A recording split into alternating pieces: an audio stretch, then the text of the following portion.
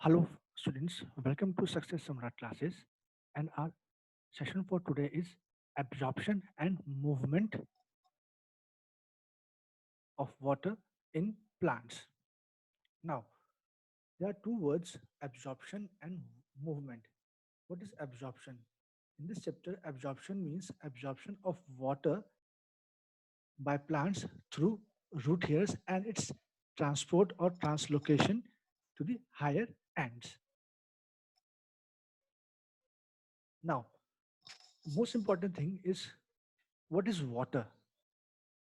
अगर हम जाने पानी क्या, तो पानी एक कलरलेस, टेस्टलेस, स्मेललेस एक केमिकल कंपोजिशन है जो कि हर फॉर्म ऑफ लाइफ के लिए बहुत ज़रूरी है. So the standard definition for water goes as water is an inorganic, transparent liquid that has no color, taste, or smell. It is the main constituent of the Earth's hydrosphere and fluids of most living organisms. A vital component for all known form of life. It means water जो है पानी है वो life के लिए एक necessary है, necessity है. उसके बगैर लाइफ सस्टेन नहीं कर सकती. Now the second point is importance of water. सबसे पहला इंपॉर्टेंट पॉइंट यही है कि it is necessary for life. Second is it is excellent solvent. We can dissolve anything in water. It also acts as a reagent in various chemical reaction in a plant cell. Second, it maintains the turgidity of the plant. Third, the temperature of plant is uniform because of water. The most important function of plant is photosynthesis, and the photosynthesis is a process in which plant prepares its food in the presence of sunlight and water. This means this process cannot be completed and plant will be unable to produce its food in the absence of water. It helps in respiration as well as in transport of organic material and even establish the internal communication in plants. इसका मतलब ये हुआ कि life के start से लेकर के उसकी जर्मिनेशन तक, उसकी जर्मिनेशन से उसके सिनेरियस पीरियड तक और उसके एंड तक वाटर एक इंपॉर्टेंट रोल प्ले करता है. Now there is a term water potential. Now what is water potential? The difference between the free energy of water molecules in pure water and the energy of water in any other system is termed as water potential. Now, this water potential helps the water to flow. ये water potential अगर potential difference होगा तो water movement करेगा. So this water potential helps the water to flow in a particular direction. It may be from one part of a cell to another or from one part of plant to another. Now, the water potential is represented by a Greek letter psi. It is measured in bars and the water potential of pure water is 0. तो simple सा फंडा है कि जो free energy available होती है दो water molecules के बीच में प्योर वाटर में is called as water potential. ये वाटर पोटेंशियल वाटर को फ्लो करने में हेल्प करता है इन ए प्लांट एंड उसको डायरेक्शन भी देता है. फ्लो करेगा तो डायरेक्शन भी देगा, साथ ही साथ ये प्रेशर भी मेंटेन रखता है. Now factors affecting the water potential. पहला फैक्टर्स है amount of solute and second the external pressure. Now availability of water in soil. Soil में वाटर किस किस फॉर्म में अवेलेबल है हम इसके बारे में पढ़ेंगे. इससे पहले हमें यह समझना पड़ेगा सॉइल क्या होता है. सॉइल जो होती है वो सेडिमेंटेशन के प्रोसेस से बनती है. Soil is form by the process of sedimentation और सॉइल पार्टिकल्स जो होते हैं बहुत माइन्यूट होते हैं, बहुत छोटे छोटे पोर्स होते हैं. तो इन सॉइल पार्टिकल्स के बीच में गैप होता है, उन गैप को हम बोलते हैं पोर्स. अब इन पोर्स के थ्रू होता क्या है, जो वाटर या पानी जो है वो परकोलेट नीचे की तरफ चला जाता है. होता क्या है, जो वाटर जो है वो नीचे की तरफ चला जाता है. तो उसमें से पांच फॉर्म्स होती हैं. पहली है gravitational water, second is capillary water, third is hygroscopic water, fourth is runaway water and fifth is chemically compound water. Now, what is gravitational water? जैसे हमने कहा कि पानी के सॉइल्स के जो पार्टिकल होते हैं उसके बीच में स्पेस होता है। तो जब पानी बरसता है, जब फसल के टाइम जो है पानी का वो किया जाता है, इरिगेशन किया जाता है, तो इस जो स्पेसेस होती हैं सॉइल के बीच में, उससे पानी परकुलेट कर जाता है ग्राउंड वाटर टेबल पे, इसे हम बोलते हैं ग्रेविटेशनल वाटर। तो इसकी डेफिनेशन ये होगी, when water enters the soil from the surface either by irrigation और rain passes through the spaces between the particles and reaches the water table is called gravitational water. This water is unavailable to the plant, क्योंकि जो plant की roots होती हैं वो वहां तक नहीं पहुंच पाती. Now next is capillary water. अब कैपिलरी वाटर क्या होगा? जो सॉइल के पार्टिकल्स हैं उसमें पानी जो है वो ग्रेविटी के अगेंस्ट जाके फोर्स ऑफ अट्रैक्शन से रुक जाएगा, उसको हम कैपिलरी वाटर बोलते हैं. और यही कैपिलरी वाटर जो होता है वो प्लांट को अवेलेबल होता है. Only capillary water is available to the plant. So it will be defined as, in the small pores of the soil, water is against the force of gravity. Water is held against the force of gravity by the capillary forces is called as capillary water. And only capillary water is available to the plant. The third category is hygroscopic water or imbibe water. तो hygroscopic water वो हुआ जो soil particles के बीच में एक thin layer सी बना लेगी. It is called as hygroscopic water. So the soil particles are covered by a thin film of water. It's called as hygroscopic water. This film of water is held by a strong attractive forces.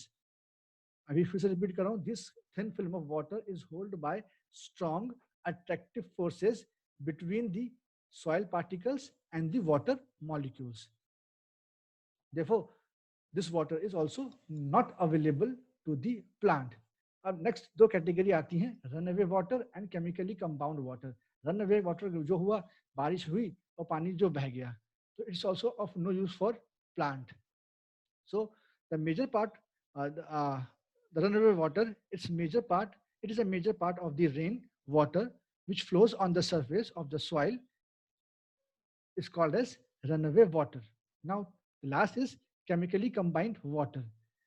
The soil के अंदर minerals होते हैं, जब उन mineral से पानी combination form कर लेता है तो वहां पे रुक जाता है. It is called as chemically combined water. Some of the water molecules are chemically combined with the soil minerals and are present in this soil, and this water is present in this soil.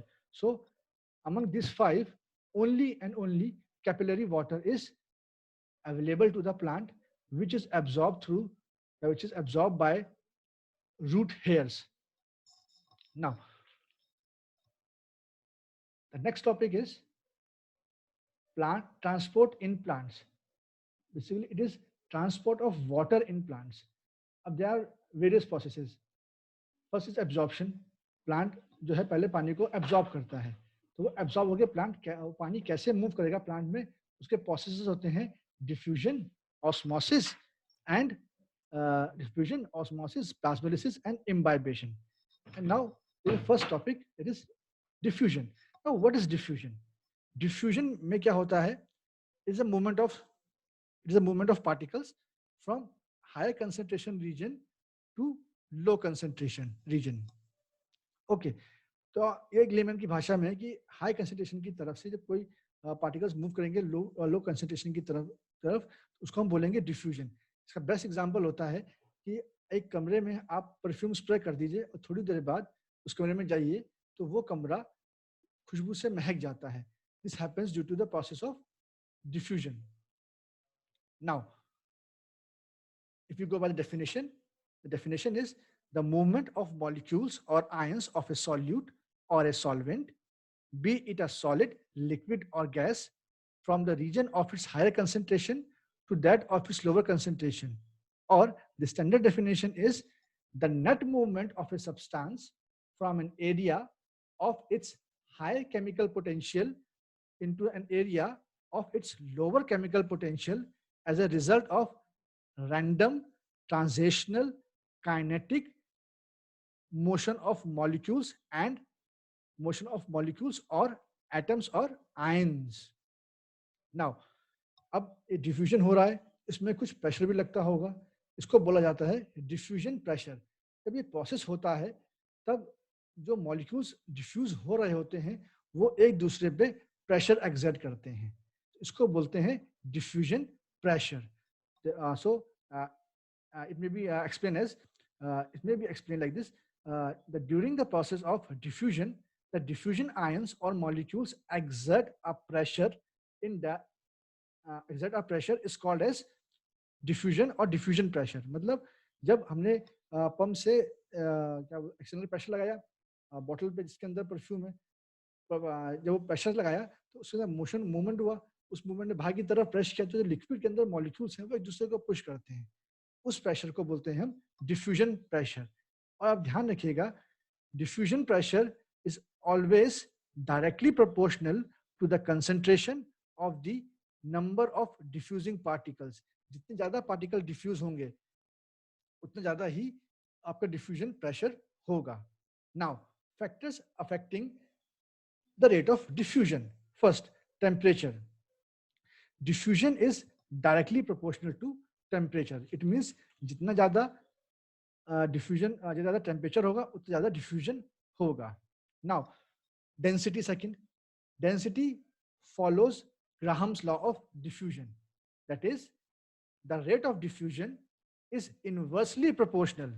I'm again repeating the word. The rate of diffusion is inversely proportional to the square root of the density of the diffusing substance. This is called as diffusion. This is called as Graham's law of diffusion. That now another factor is permeability of medium. Permeability का मतलब होता है कोई भी चीज कितने आसानी से उसके थ्रू पास हो सकती है. It is called as permeability. So the permeability of the medium कैसे इफेक्ट डालती है इसको ऐसे how does the permeability of a medium affect? It can be explained this like this: the rate of diffusion decreases. The rate of diffusion decreases with the density of the medium. जितना ज़्यादा medium dense होगा उतना उस हिसाब से diffusion भी कम होता जाएगा, क्योंकि वो उसको इजीली अलाउ नहीं करेगा पास होने के लिए. Now there is a term called diffusion pressure gradient. Now what is diffusion pressure gradient? देखो इसमें क्या होता है, जब हम दो पोर्शन से दो पॉइंट से अगर पॉजिटिव डिफ्यूजन हो रहा होता है तो जो डिफ्यूजन का रेट होता है वो डायरेक्टली प्रोपोर्शनल होता है to the difference of diffusion pressure at the two ends and inversely proportional to the distance between the two particles, two substances. जैसे कि कूलम्स लॉ होता है, कूलम्स लॉ में C is directly proportional to Q1 Q2 upon R square होता है.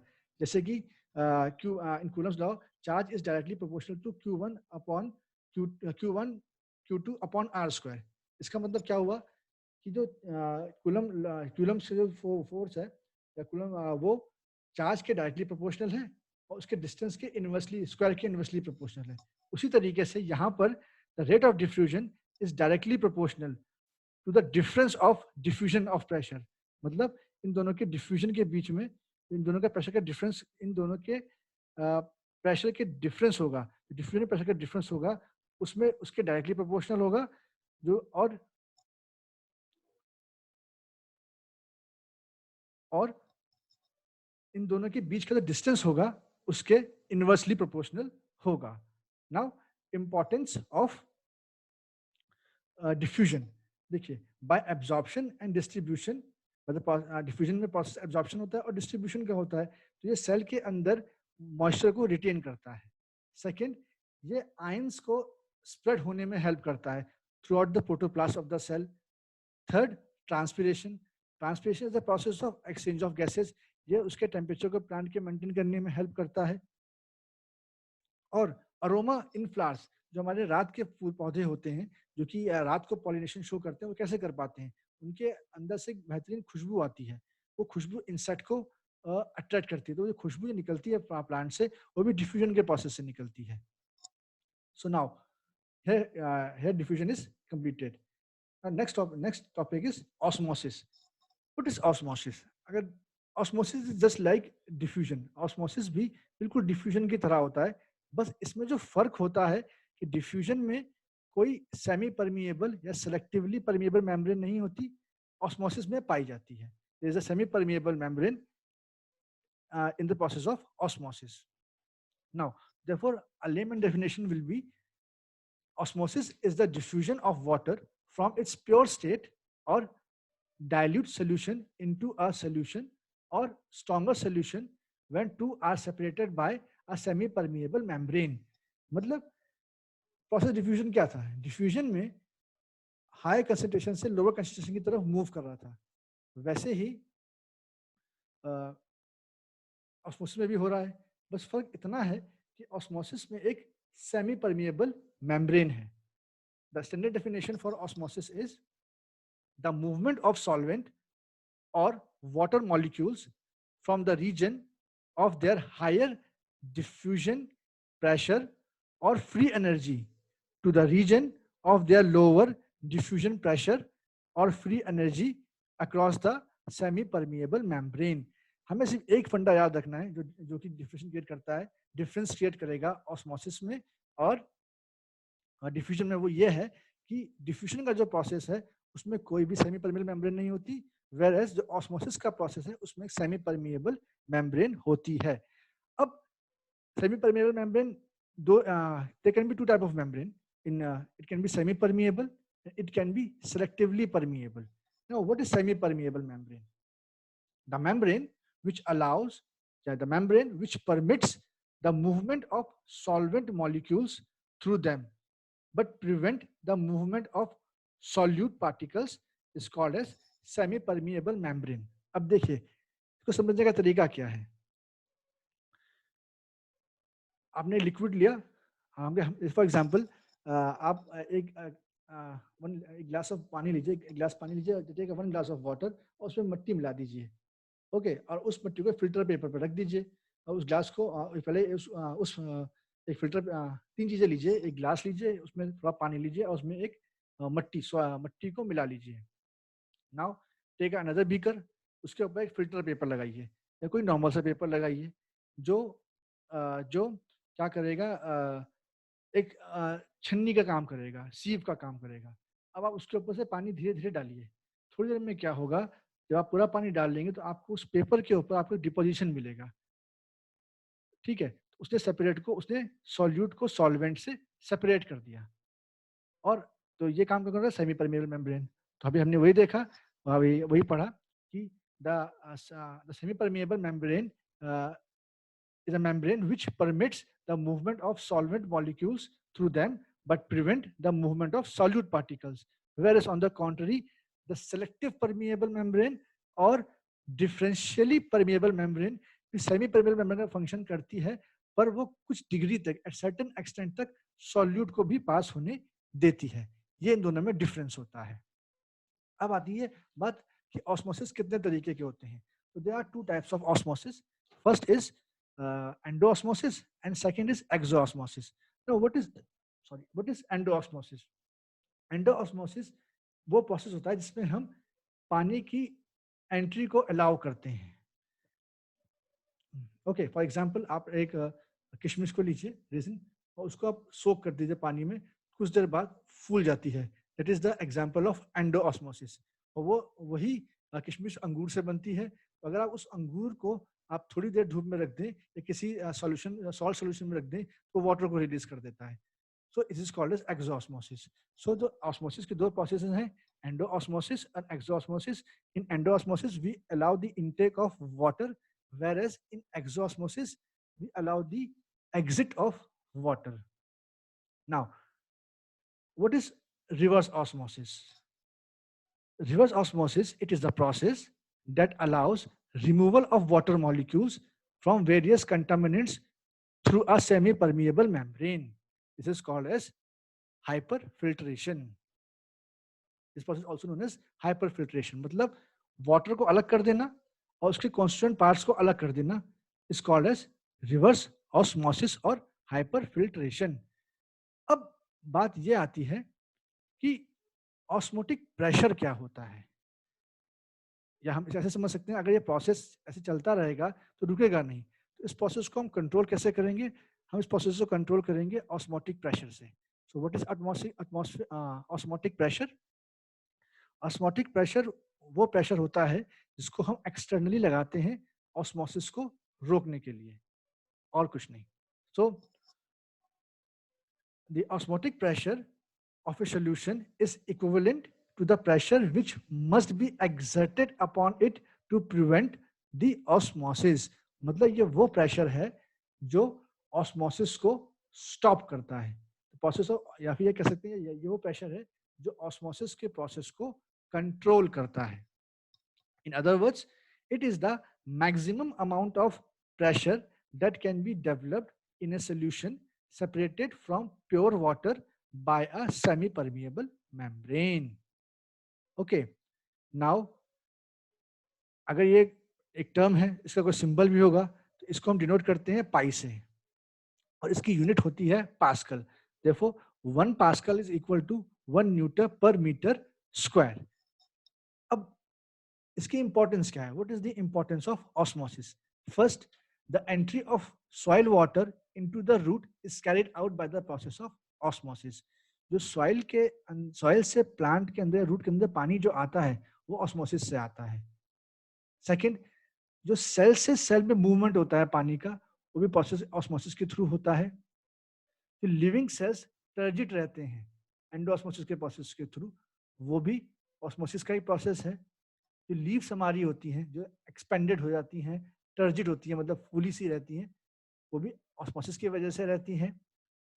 जब stress conditions आती हैं प्लांट के लिए, जैसे जैसे कि स्ट्रेस कंडीशन कैसे होंगे, जैसे ड्रॉट हो गया, सूखा हो गया, बहुत पाला पड़ गया, ठंडा हो गया, तो उसमें भी वाटर के रेगुलेशन को ऑस्मोसिस कंट्रोल करता है। प्लांट में प्रोसेस होती है ट्रांसपिरेशन की। तो ट्रांसपिरेशन क्या है? Transpiration is the process of exchange of gases through the small openings called as stomata. तो जो हमारा पूरा प्रोसेस है ट्रांसपिरेशन का, उसको भी अफेक्ट डालता है ऑस्मोसिस। जब एक सीड से रूट, सॉरी रेडिकल और प्यूल, दैट इज शूट और रूट बाहर निकलना, जर्मिनेट करना शुरू करते हैं, उस समय भी ऑस्मोसिस पानी को रेगुलेट करता है, इंपॉर्टेंट रोल प्ले करता है इस तरीके से। और सबसे बेस्ट एग्जांपल जो है वो है मिमोसा पुटिका, टच मी नॉट, उसको हिंदी में बोलते हैं छुई मुई। उसमें जो हम जब उसको छूते हैं, उसकी लीफ जो मुड़ जाती हैं, ड्रूप डाउन कर जाती हैं, फोल्ड कर जाती हैं, वो भी ऑस्मोसिस के कारण ही होता है। So this is a brief description about osmosis. Now, there are certain solutions which are also called as osmotic concentration. Now, the topic is solution and its concentration. Sorry, the topic is solution and its types. So, uh, what is solution? Basically, solution दो component से मिलके बनता है। इसमें एक होता है solute और एक होता है सॉल्वेंट। सॉल्यूट जो होगा वो सॉलिड फॉर्म में होगा या क्रिस्टलाइज फॉर्म में होगा, या it can be semi solid, and solvent will be liquid. तो इन दोनों को मिला के जो हमारे पास कंपाउंड तैयार होता है उसको हम बोलते हैं सॉल्यूशन। अब सॉल्यूशन तीन तरीके के होते हैं, हाइपरटोनिक, हाइपोटोनिक और isotonic. What is hypertonic solution? अब हाइपरटोनिक सॉल्यूशन वो सॉल्यूशंस हुए जिसमें सॉल्यूट का कंसंट्रेशन ज्यादा हुआ और सॉल्वेंट का कम हुआ, उसे हाइपरटोनिक सॉल्यूशन बोलेंगे। So it may be defined as a solution having concentration such that it gains water or solvent by osmosis. अब हाइपोटोनिक क्या हुआ? जस्ट अपोजिट हो गया आपका हाइपरटोनिक का। इसमें सॉल्यूट का कंसंट्रेशन कम हो गया, सॉल्वेंट का कंसंट्रेशन ज्यादा हो गया। Therefore, a solution having concentration such that it loses water or solvent by osmosis. अब आइसोटोनिक क्या हुआ? आइसोटोनिक हुआ इसमें बैलेंस फॉर्म में है सॉल्वेंट और सॉल्यूट, सो इसमें कुछ लॉस ऑफ वाटर या गेन ऑफ वाटर नहीं होता। सो नाउ, तो आइसोटोनिक सॉल्यूशन क्या हुए? A solution having concentration such that it neither gains nor lose water और solvent by the process of osmosis. अब there's a term called plasmolysis and deplasmolysis. Plasmolysis क्या होता है? अगर हम एक सेल को लें और उसको हाइपरटोनिक सोल्यूशन में रख दें, तो उससे लिक्विड सारा बाहर निकल जाता है। इसको हम बोलते हैं प्लाज्मोलिसिस। और plasmolysis is a form of, हम ये भी कह सकते हैं प्लाज्मोलिसिस एक तरीके का एक्सॉस्मोसिस है। फॉर एग्जांपल, अगर हम अंगूर को लें और उसको एक सॉल्ट सोल्यूशन में डाल दें तो वो पानी छोड़ देगा। Okay, this is called as plasmolysis. So what is plasmolysis? If a plant cell is placed in a hypertonic solution, the water from the cell sap flows out by the process of exosmosis and the cell shrinks. This is called as plasmolysis. और अगर थोड़ा सा उसको technically लेके चलें तो the shrinkage of the protoplast of a cell from its cell wall under the influence of a hypertonic solution is called as plasmolysis.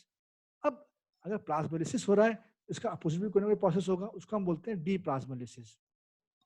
अब क्या हुआ, आपने वही जो हमने अंगूर पहले सॉल्ट सोल्यूशन में लिखा था, उसको नॉर्मल अब निकाल के एक सिंपल से पानी में डाल दिया, उसने वाटर को वापस गेन कर लिया और अपने शेप को अटेंड कर लिया। इसको बोलते हैं deplasmolysis. So the swelling of plasmolysed cell when placed in a hypotonic solution और a water is called as D plasmolysis.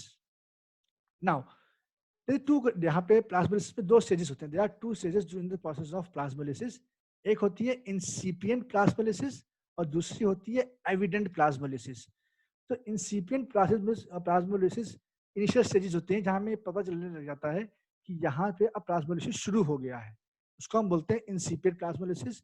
Whereas evident plasmolysis में क्या होता है कि जो सेल के अंदर जितना भी मटेरियल है वो उसके सेल वॉल को छोड़ करके एक पार्ट पे आके कंसंट्रेटेड कर जाता है, वहां पे उसे उस स्टेज को बोलते हैं हम evident plasmolysis. So what is incipient and evident plasmolysis?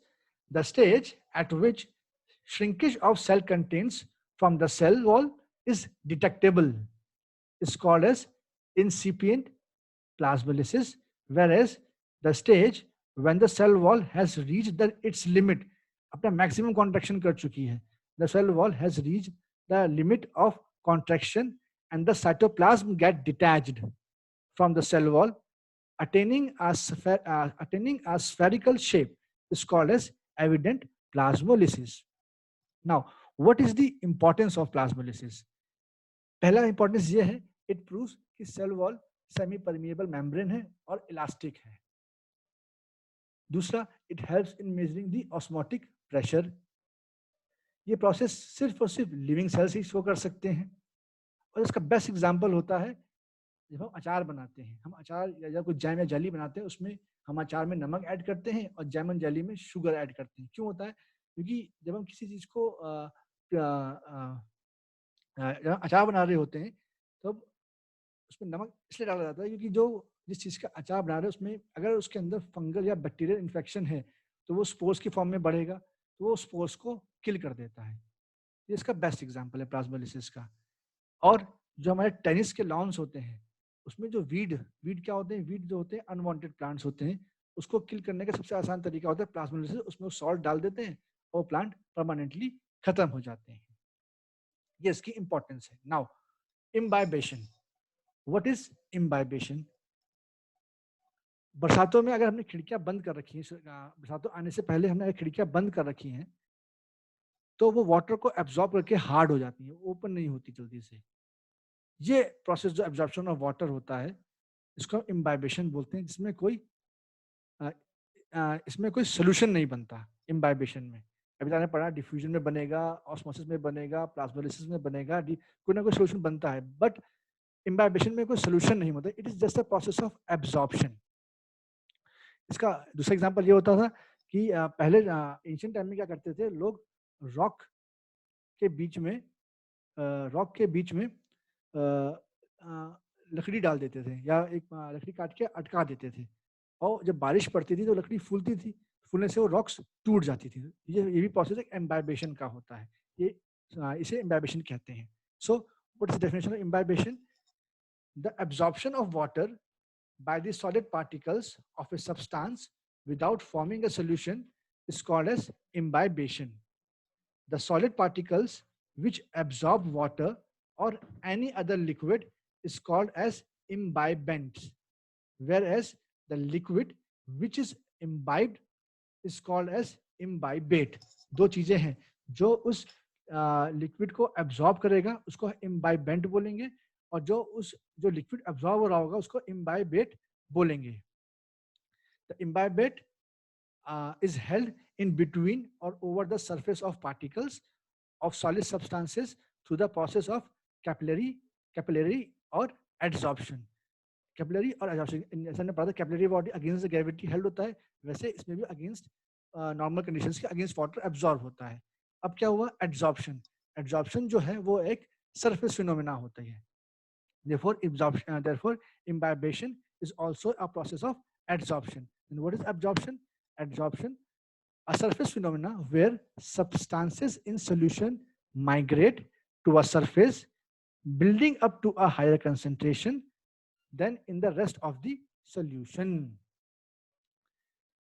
जिस तरीके से डिफ्यूजन प्रेशर था, सिमिलरली डिफ्यूजन प्रेशर था, ऑस्मोटिक प्रेशर था, वैसे ही एक इम्बाइबेशन प्रेशर भी होता है. So what is this imbibation pressure? The imbibation pressure is also called as, the new terminology of for imbibation pressure is metric potential. So the pressure that an imbibant develops when submerged in pure imbibing liquid is called as imbibing pressure. Now, what is the importance of imbibation? First is it absorption of water. Second is absorption of water by germinating seed through imbibition. Next is the breaking of seed coat occurs through imbibition. And last, जो कि एक तरीके से it was a way to break rocks. The rocks were broken by the inserting a wood peg. रुक पर डाल दिया, उससे क्या हुआ, उस रॉक्स ने उसको पानी को एब्जॉर्ब किया, पानी के एब्जॉर्ब करने से वो लकड़ी टूटी, तो टूटने से रॉक टूट गई. ये इम्बाइबेशन के थ्रू होता है. Thank you for the today session.